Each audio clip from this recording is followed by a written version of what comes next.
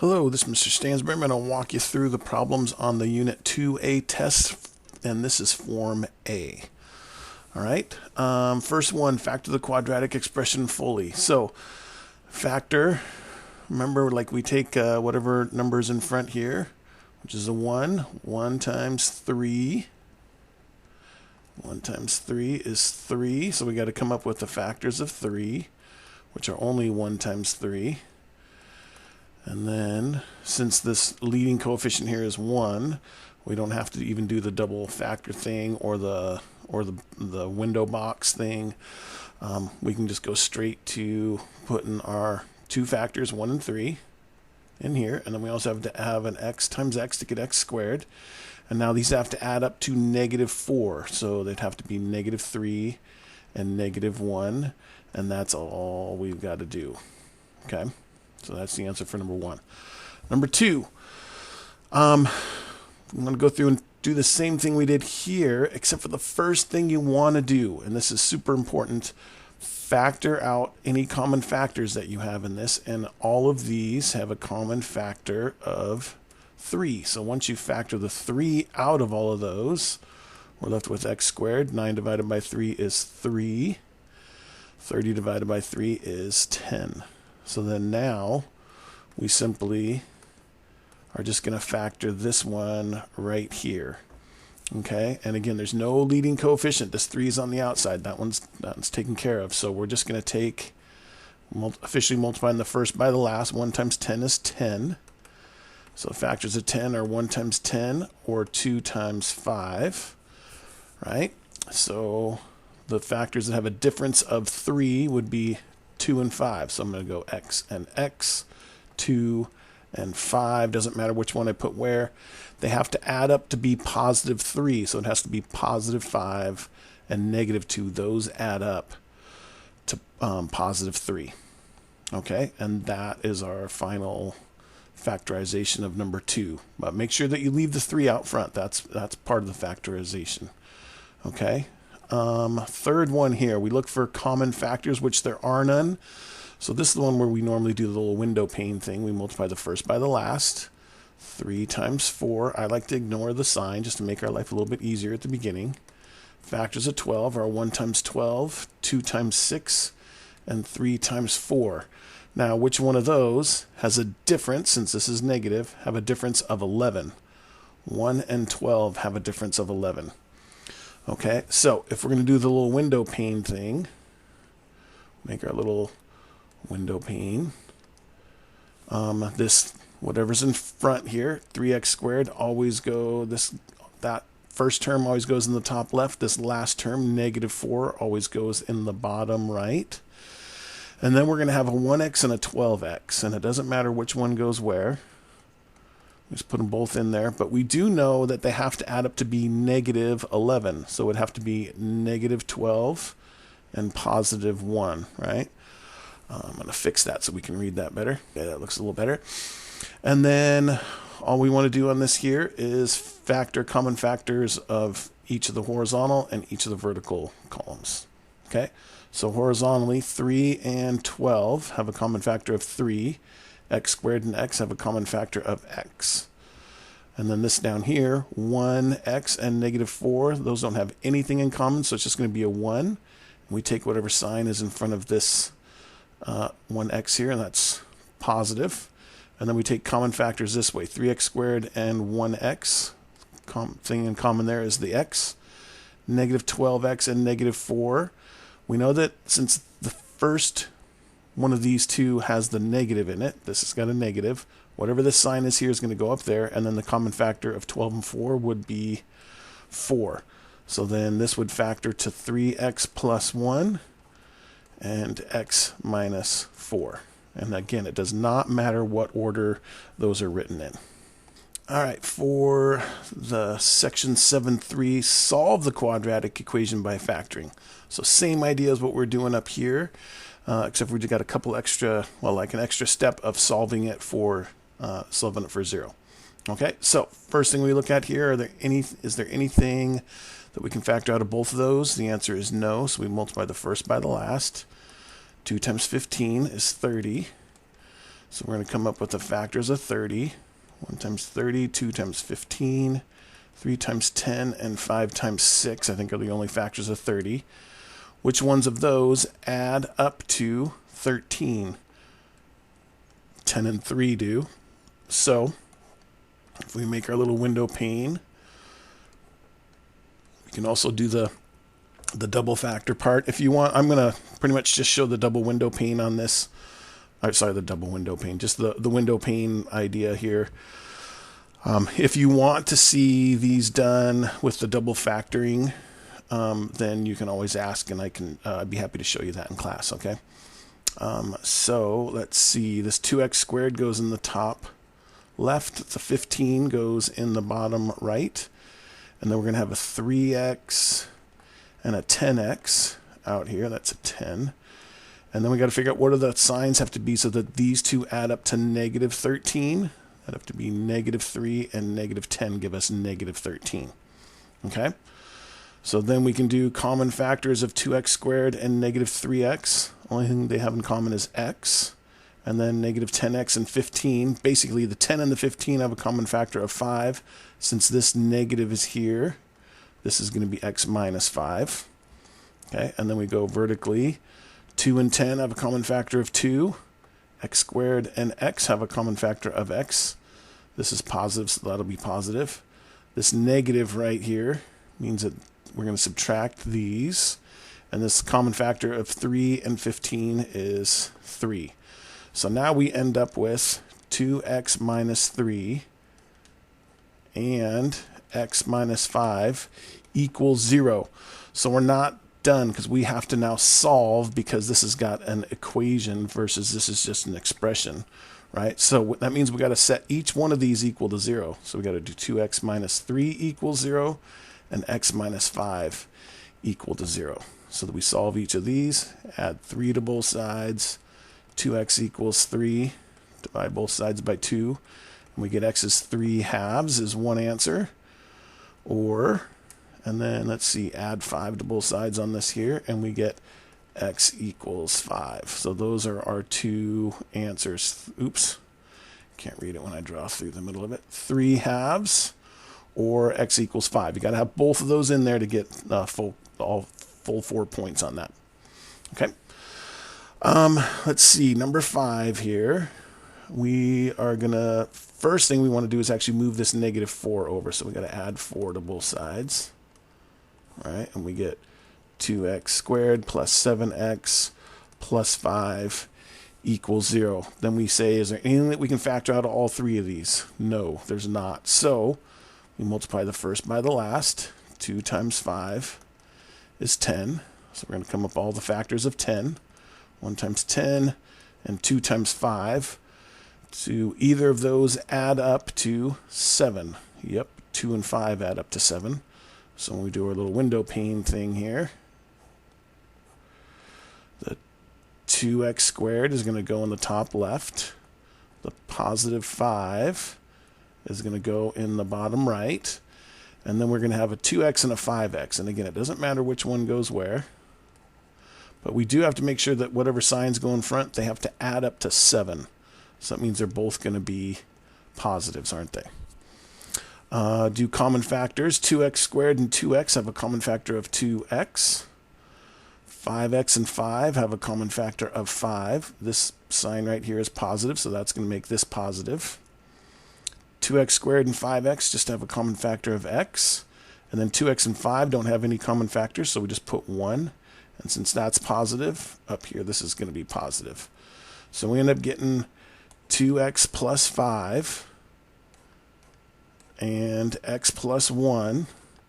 Those equal 0. So again, remember, if two things multiplied together to equal to get 0, one of the other of these has to be 0. So we solve each one of those for 0. So we say 2x plus 5 has to equal 0, and we also do x plus 1 has to equal 0 and solve each one of these. Subtract 5 from both sides. 2x equals negative 5. That's a negative 5. Divide by 2. X is negative 5 halves. Or add 1 to both sides on this one, and we get x equals 1 as well. Oops, let's see. I did plus 1. That should be minus 1 on both of those, shouldn't it? There we go. Minus 1, minus 1, so this is negative 1. Okay? Okay. Let's see. Taking a look at 9.1, section 9.1 here. Solve the quadratic equation. And so now what we want to do here is we wanted to get x all by itself. So on this one here, we simply want to take the square root of both sides here. So square root of x squared turns into x. Whenever we do the square root of something, we put plus or minus out in front, right? Square root negative 9. You can do this in less steps than what I'm showing, but I just want to make sure that people remember that plus minus. I'm going to take one step just to do that. Wherever we get the negative inside of a square root, that's going to turn into I, right? And then the square root of 9 is just 3. So we can leave it like that. That's fine. But the more proper way to write that is plus or minus 3i is what x should be. Okay. Let's see this one here. We're going to want to square root this to get rid of this square, but the first thing we got to do is we got to get rid of this 5. So we have to add 5 to both sides here first. And we get x plus 3 squared equals 16. Now we want to get rid of this square because this square is affecting everything that's left on this side. So we square root this side, square root that side, so we get x plus 3 is plus or minus, and then square root of 16 is 4. Okay. Now, to get x all by itself, we have to subtract 3 from both sides. Now, this is super important. You don't want to take 4 minus 3 because this 4 is being added and subtracted while this 3 is just being subtracted. So I'm going to put this 3 right in between, right up in front here. So I'm going to do negative 3 plus or minus 4. Okay. Now, we've got x equals negative 3 plus or minus 4. So that means x is going to equal negative 3 plus 4, and x is also going to equal negative 3 minus 4. So negative 3 plus 4 is 1. Negative 3 minus 4 is negative 7. That's a 7. There we go. And so then those are our two answers for number 7. Okay. 9.2, solve the quadratic equation using the quadratic formula. Okay, here's our quadratic formula. So first thing we have to do is move everything to one side. So we got to get rid of this 12. So we got to subtract 12 from both sides first. We get 3x squared plus 4x. 7 minus 12 is negative 5 equals 0. Now, when you're using the quadratic formula, you don't have to try to factor anything out. You can just plug everything straight in as it is. You can't factor anything out of this anyway. But anyway, the leading coefficient here is going to be a, so a equals 3. B is going to be 4. And C is going to be negative 5. So we just plug stuff into this and simplify. So on this one, we get x equals negative b, which is 4, plus or minus the square root of b, which is 4 squared, minus 4 times a, which is 3, times c, which is negative 5, whole thing over 2 times a, which is 3. And then now we're just going to take this thing and simplify. So we get x equals negative 4 plus or minus, and then now we're going to do this here on our calculator. Okay, so we got 4 squared. Just to make your life easy, especially when you get a negative in there, I'm going to do this in my head. So I know that 4 squared is 16, and then I'm going to subtract 4 times 3 times, and you got to do negative, this little negative sign instead of the subtraction sign. We've got to do negative 5. And that gives us that this in here is 76. All over 2 times 3 is 6. Now we just got to see if this square root of 76 simplifies. So we can do this on the calculators that we have. Square root 76, make our life easy. This is 2 root 19. So this is x equals negative 4 plus or minus 2 root 19 all over 6. Okay? Now, ignoring the root part, all the other numbers, all the numbers outside the roots are all divisible by 2. So we want to simplify this to be x equals, divide all of those by 2. So that's going to end up being negative 2 plus or minus, and you can put a 1 in there or just leave it. Square root 19 on the bottom, 6 divided by 2 gives us 3. This is our final answer. Okay? 9. Everything is already in order, so A is going to be 1, B is 3, C is 7. Okay? So plugging it in, we get x equals negative B, which is 3, plus or minus the square root of b squared, which is 3, minus 4 times a, which is 1, times c, which is 7, all over 2 times a, which is 1. And now we just start simplifying. So we get negative 3 plus or minus, let's bust out our calculator for this one too, just to make our life easier. 3 squared we know is 9, minus 4 times 1 times 7. Okay. All right, so we plug that all in and we get negative 19. So we get square root negative 19. 2 times 1 is 2. Now, square root 19, you can always double check it, but square root 19, I'm not even going to put the negative in there because it'll just give us an error, but 19 does not simplify. But since it's a negative, we do got to write that as plus or minus I root 19 all over 2, right? Once we get this all simplified, we cover up the root and say, okay, this is actually a 1 out here. And we try to see if all of these have common factors, which they don't, especially if one of them is 1. So then that means that this here is our final answer.